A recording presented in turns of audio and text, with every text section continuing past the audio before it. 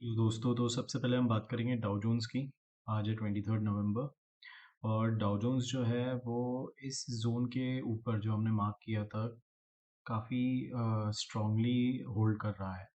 पर अब जो है इसका जो लेवल है वो अपने पुराने रेजिस्टेंस जो 16 अगस्त के टाइम था उस रेजिस्टेंस पे आके यहाँ कहीं जो है रेजिस्टेंस ले रहा है। ठीक है, जैसे आप देख सकते हो कि आज हाई जो है वो 243 है और वहाँ से मार्केट काफ़ी नीचे चल रहा है, कल की क्लोजिंग के पास में चल रहा है।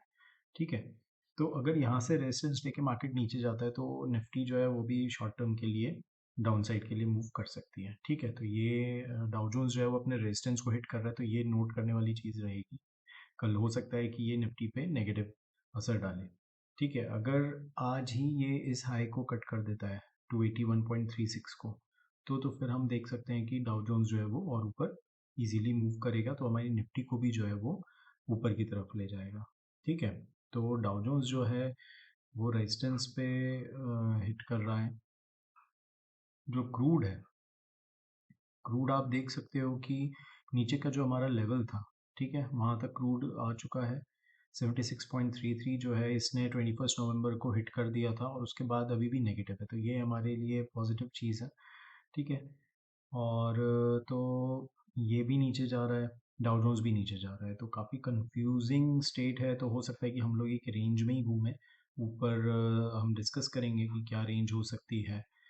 ठीक है, अब आते हैं हम डॉलर इंडेक्स पे। डॉलर इंडेक्स भी नीचे की तरफ मूव कर रहा है, तो ये हमारी हमारी निफ्टी के लिए अच्छी चीज़ है। तो दो फैक्टर्स जो हैं वो निफ्टी के लिए पॉजिटिव हैं और एक फैक्टर नेगेटिव है, तो देखना इंपॉर्टेंट रहेगा कि निफ्टी कैसा मूव करता है। तो अब हम आते हैं निफ्टी पे। ठीक है, तो आप यार एक देख सकते हो कि हमने एक ये ट्रेंड लाइन बनाई है 16 नवंबर एंड 18 नवंबर। ठीक है, आप देख सकते हो कि ये जो ट्रेंड लाइन है 16, 17, 18 और आज भी आप देख सकते हो कि इस पर्टिकुलर ट्रेंड लाइन को ब्रेक नहीं किया मार्केट ने और नीचे की तरफ मूव किया है। तो ये ट्रेंड लाइन हमारे लिए इंपॉर्टेंट रेजिस्टेंस का वर्क कर सकती है।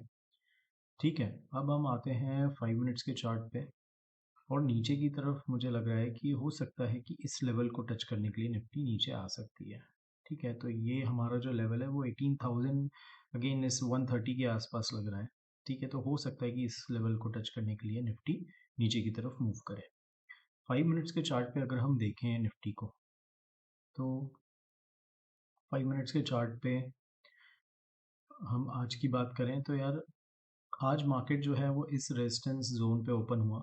यहाँ से भागता हुआ मार्केट गया और इस रेजिस्टेंस जोन पे ओपन होके मार्केट नीचे की तरफ फॉल किया एंड अगेन इसी एरिया से रेजिस्टेंस लेकर बहुत तेज़ी से शार्प फॉल आया है। ठीक है, तो आप यहाँ क्लियरली देख सकते हो एक एम पैटर्न बना है और इस एम पैटर्न जो है इसका यहाँ पे नीचे हमें क्लोजिंग भी मिल गई है। तो अब ये इंपॉर्टेंट रहेगा देखना कि कल इस हाई को ब्रेक करने से पहले ये नीचे जो है अराउंड इतना 200 तक आता है क्या। ठीक है, ये इंपॉर्टेंट रहेगा देखना हमारे लिए, क्योंकि मुझे लग रहा है कि अगर मार्केट यहाँ कहीं ओपन होता है तो बिल्कुल सेलिंग है मार्केट ओपन होते ही। और अगर मार्केट फ्लैट भी ओपन होता है तो भी मुझे लगता है कि थोड़ा सा ऊपर जाके इस ट्रेंड लाइन, ये जो एक ट्रेंड लाइन है, इस ट्रेंड लाइन को टच करके मार्केट जो है वो नीचे की तरफ आ सकता है। ठीक है, अनटिल एंड अनलेस आज अगर डाउ जोन्स काफ़ी नेगेटिव क्लोज होता है तो हो सकता है कि जो निफ्टी है वो नीचे ही ओपन हो, गैप डाउन ओपन हो अच्छी खासी, और फिर यहाँ से एक सपोर्ट लेके ऊपर जाए। जैसे यहाँ से सपोर्ट लिया था निफ्टी ने, तो यहाँ से सपोर्ट लेके ऊपर जा सकता है। तो जो सिनेरियो है, अगर गैप डाउन होता है और इस रेंज में ओपन होता है 219 से लेके 198 और फिर थोड़ा सा नीचे जाता है, ठीक है, तो हम इस जोन में बाय कर सकते हैं निफ्टी को।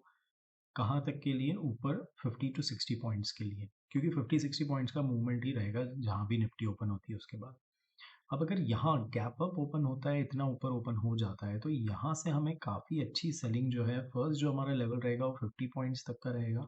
ठीक है, 50 टू 55 पॉइंट्स, 300 से लेके 245, एंड देन उसके बाद अगर यहाँ भी एक सेलिंग बनती है तो ये इजीली 200 तक आ सकता है, क्योंकि ये एक एम पैटर्न बना है और एम पैटर्न का जो टारगेट है वो हमारा 200 लेवल के आसपास आ रहा है।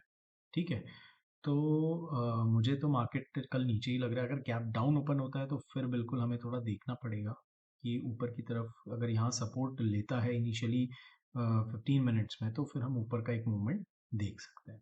ठीक है, बट जो मार्केट है वो फिलहाल मुझे नीचे ही लग रहा है।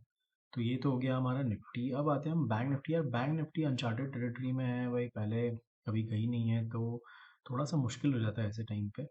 पर अगर हम चार्ट की बात करें, देखिए काफ़ी पॉजिटिव कैंडल थी, पर सेंटर में बंद हुई है, मतलब बायर्स और सेलर्स दोनों कंफ्यूज्ड हैं। अब ऐसे पोजीशन में जहाँ बायर और सेलर्स दोनों कंफ्यूज हैं, तो हमें ये देखना रहेगा कि सेटअप क्या बन रहा है। तो 5 मिनट्स का चार्ट हम देखते हैं। 5 मिनट्स के चार्ट पे आप देख सकते हो कि फिलहाल कोई एसेट सेटअप जो है ना वो क्लियर नहीं है। देखिए यहाँ एक बाइंग बनी थी जिसका टारगेट ऑलमोस्ट क्या हो ही चुका है, और वहाँ से गिरता हुआ नीचे आया है। ठीक है, तो हाई प्रोबेबिलिटी है कि कल मार्केट ऊपर ओपन हो और फिर एक नीचे की तरफ मूवमेंट दिखाए। क्यों? क्योंकि जब ऐसा वन साइडेड मूवमेंट आता है तो काफ़ी बार देखा गया है कि यार या तो गैप अप ओपन होगा, और अगर गैप डाउन ओपन होगा तो फिर एक पुल बैक लेता है। ठीक है, तो मैं पुल बैक की बात कर रहा हूँ। हो सकता है कि मॉर्निंग में ही एक पुल बैक ऊपर की तरफ रहे और फिर वहाँ से मार्केट गिरता हुआ नीचे आए। ये इंपॉर्टेंट रहेगा देखना हमारे लिए। तो हमारे लिए जो सेलिंग का जोन रहेगा वो ये वाला जोन रहेगा जो हमने मार्क किया है। ठीक है, और फिर यहाँ से जो है एक नीचे की तरफ जो है ना सेलिंग जो है वो आ सकती है। अब यहाँ पे अगर इस जोन में ओपन होता है तो मुझे लगता है कि बाइंग जो है वो आ सकती है, कि एज सच क्योंकि सेलिंग नहीं है बैंक निफ्टी में। तो अगर यहाँ पे कहीं ओपन होता है तो फिर बाइंग आ सकती है ऊपर के लिए। तो ये दो जोन है निफ्टी के लिए और बैंक निफ्टी के लिए। निफ्टी का मैंने आपको डिस्कस किया कि क्या लग रहा है मुझे, और बैंक निफ्टी के भी ये दो जोन है जो आप मार्क कर सकते हो। और इन दो जोन के बीच में ही होगा जो होगा। और मुझे तो मार्केट फिलहाल गैप अप होके नीचे की तरफ लग रहा है, बट अगर गैप डाउन ही ओपन होता है बहुत बड़ा, तो फिर यार प्रोबेबिलिटी पॉसिबिलिटी कम हो जाएगी और नीचे जाने की। तो ये इंटरेस्टिंग रहेगा देखना, क्योंकि अगर बहुत बड़ा गैप डाउन होता है, कल मंथली एक्सपायरी है, तो जो कॉल रहेंगी वो सडन ब्रेक होगा। मतलब उनका प्रीमियम जो है वो पहले ही 15 मिनट्स में टूट जाएगा। तो अगर वो पहले ही 15 मिनट्स में टूट गया तो फिर उसके कॉल को वो राइज करेंगे ऊपर ले जाकर। ठीक है, तो फिर बिल्कुल हो सकता है कि मार्केट जो है वो ऊपर की तरफ जाए। तो ये आप लोगों को ध्यान रखना पड़ेगा क्योंकि मंथली एक्सपायरी है कल। ठीक है, तो ऑल द बेस्ट कल के लिए, और कल देखते हैं कि मार्केट कैसा बिहेव करता है, एंड फिर हम डिस्कस करेंगे। Thank you.